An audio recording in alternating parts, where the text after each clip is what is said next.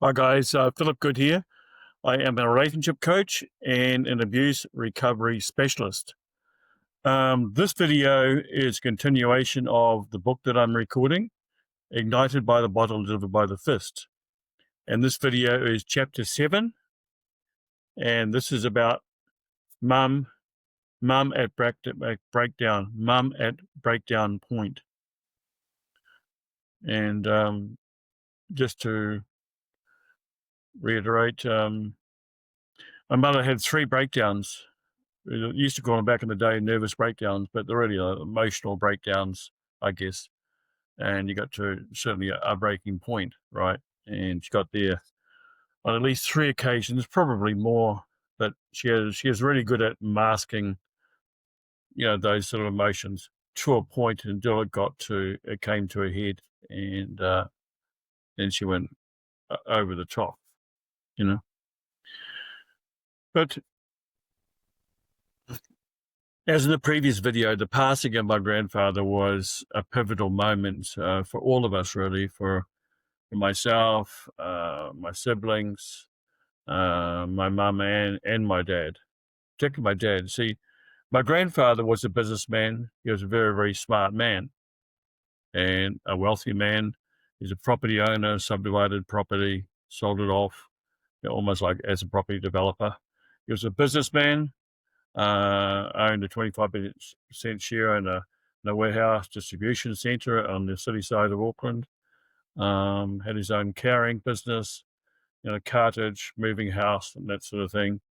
And so he was very much a businessman. He was also a qualified carpenter, cabinet maker, coach builder, and very, very a great craftsman, actually.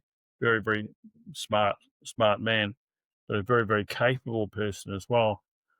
But back in the day, like I say, he was born in 1889, so a young man, a coach builder. And but he got into all these sort of things. He's a tradesman. Before the First World War, he served between 1914 and 1918 in World War One. And prior to that, he was going to become a doctor. He had all his medical books. He was all lined up to go to university and become a doctor. And then, of course, the war came. So he went and served, got wounded, and spent 12 months in hospital recuperating. And at the end of that, when he got out, he said, no way I want to go to university now. So he just went back to his trade as a builder and so on, and did that, and eventually got himself into a carrying business and so on. So the past, so what I'm saying is my grandfather was very much a leader. He was an ideas person, and he was a doer, put things into action, make things happen. So he was a leader. My father very much was a follower. And so my grandfather, when my dad actually worked with my grandfather in his carrying business, they worked to get on the trucks and so on. And my grandfather organised the clients, organised payments for jobs and stuff like that. My father just basically drove the truck, and he was part of the labour, carrying stuff in and stuff like that. So the brains behind it was my grandfather. He was the businessman. My dad was very much just the worker, right? And so when my grandfather passed, it was like my father had lost his rod, if you like, the person who stabilized things. Somebody he could go to and ask a question, and grandpa give him sort of an answer or give him a bit of guidance.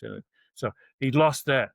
So when my father lost that, then he went and spent a lot of time with the best man at his wedding, a guy called Peter, and he was a bit older than my father actually, but he was very much sort of like a dominating sort of a leader type of guy, and that. So and my father looked up to him. So my father would go and spend time with him. I guess getting advice or just talking to him and so on. And then when Peter and his wife moved away up to a beach in the north of Auckland, up in Northland, often my father would go and spend the weekend with them. just leave us kids, leave mum with everything, and just take off and spend a weekend with Peter and his wife, and so on, and leave his wife Ruth, the mother, the wife, with all the kids and all the work and so on, and see you later. As long as I'm having a good time, stuff everybody else. So again, it's the selfish attitude type thing that he had, and so it put a lot of pressure on mum. The workload, she worked like a Trojan night and day, pretty much, in a two-storied house, up and down our stairs. No wonder she got varicose veins. She had to have two or three. She had about at least three varicose vein operations. You know, walking up and down those stairs obviously, made things worse, not better. So, in terms of it was quite amazing. Just to get on to another point, just before I start talking about my mother's breakdowns and that. But my father, is a conversationalist with, particularly with us boys, and that, he was. I don't know, but I can only speak for myself. But for me, I can say hand on heart, I never had a civil conversation with my father my whole life. The bits and pieces here and there, and but mainly my father used to communicate with us kids via jokes. He'd tell a joke and he'd expect us to stop and listen and laugh at his jokes. But I got to a point I couldn't laugh at it. I couldn't laugh at his jokes. I just would just glare at him. I wouldn't even, not even listening. It's go in one ear and out the other. And to this day, if you told me a joke, I couldn't recall it, like 5 minutes later. I'm just, it goes in one ear, I listen, but it goes in one ear and out the other. I'm not retaining it. That's how much it affected me. So as far as I'm concerned, if you're going to communicate with your children via jokes, then just don't bother. So after my grandfather died, fights and arguments and my father's drinking all increased. So he got more and more out of control, and that led to so many more arguments and like I say, and fights in the family and with us kids as well. So I think I was about 11 or 12 years of age when this particular incident happened. That was that my mother was, obviously getting towards the end of a tether and sort of almost at breakdown point. So I remember they had an argument, and things escalated. They went in different directions. My mother went upstairs, but what she did was she actually loaded one of my father's guns. He had an arsenal of guns. He had 303 rifle, he had 22 rifle, he had shotguns and things like that. So she loaded one of his guns, and anyway, there was a huge big commotion going on, and anyway, my father obviously went upstairs and saw my mother with a gun and stuff, and she was just off a tree, like out of control. And my father went to the room, and I remember going in there, hearing all this commotion going on, and what I did was I stepped in between my mother and father. My mother had the gun pointed at my father, and I stepped in, and I can remember thinking at the time, I couldn't care less whether I lived or died, right? I couldn't care less. I'd gone through so much as a kid, been hit so many times, um, and I couldn't care less whether I lived or died. If my mother pulled the trigger and shot me to get to my father, hey, that was okay with me. Get myself out of this miserable life and situation I was in. That was my mindset, right? I don't care. I don't care whether I'm here or gone. Just whatever you do, do it. So anyway, I'll go in there and I look at my mother, and my mother was literally off a tree. She had saliva running down her mouth, right side of her mouth, down here. It was falling off. That's how far. That's how far gone. That's how so far out of her mind she was. And I remember consoling her, and I actually took the gun off her, gave it to my father, who was behind me, and I just hugged my mum.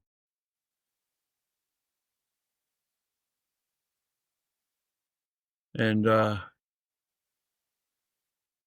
I'll never forget the state my mother was in, and it really did affect me.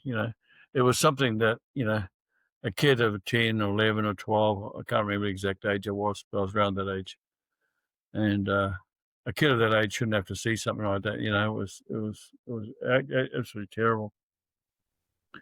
So my mother had three of these breakdowns, right? One when I think the first time she got knocked out, and the other time might have been before I can even recall when she was younger. But and apparently she told me later that she went to the doctor each time she had one of these emotional, you know, breakdowns, and the doctor would say, "You got to take this medication. You'll have to try and have a rest, Ruth, and stuff." And she said to him, "How can I possibly stop? How can I have a rest? I've got four kids at the earliest stage, and then six kids later. I've got four kids to look after. I've got four kids to raise. I get no help from Jack. So I haven't got the time." This is what you'd say to the doctor. "I haven't got the time to have a nervous breakdown, an emotional breakdown. I haven't got the time. I haven't got the luxury of being able to have a breakdown because I've got kids to look after, to give them food, to wash their clothes, get them ready for school, go shopping. I've got it all on my own. I can't afford to have a breakdown," even though she was at breakdown point.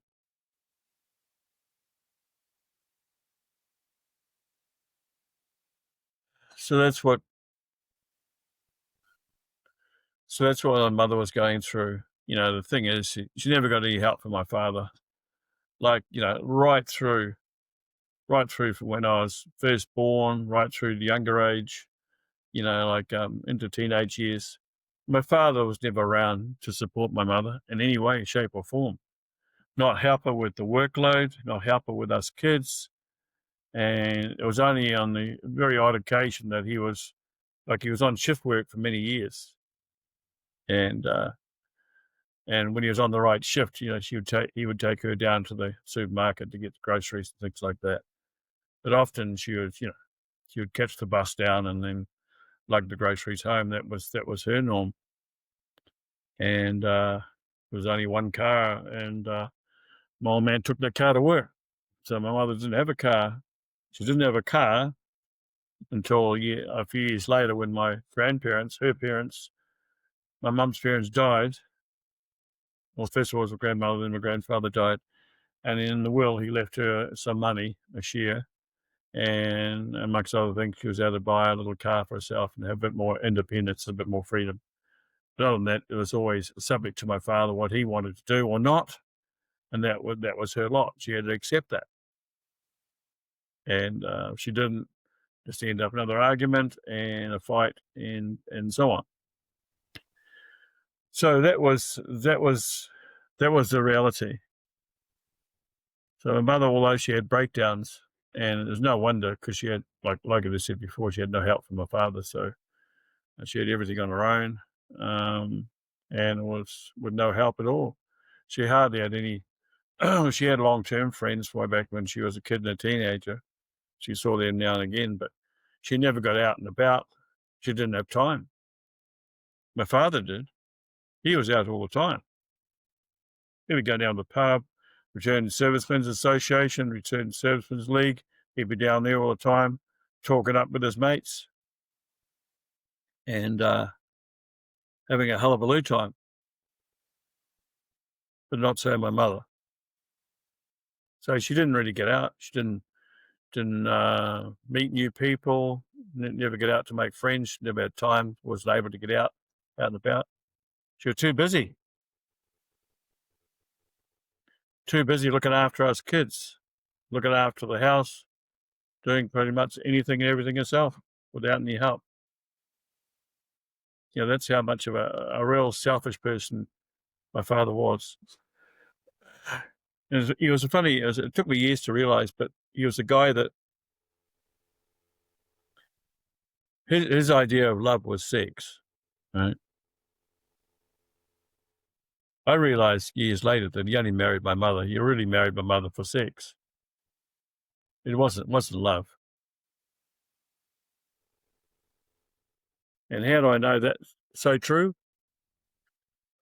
Because years later, when my mother was 37, at 37, my mother had the last of her 6 children. She had my sister, Jackie, and she was 37 years of age at the time. And I remember she actually had, after that, she had a hysterectomy, all right? So I remember years later, my father saying to me, he said, when I got married, this is years and years later, but I'll just mention it here. He said, by the way, when you get married, when you get to a certain point, he said, never ever let your wife have a hysterectomy. And I said, why is that? And he said, because after that, your mother was not interested in sex again.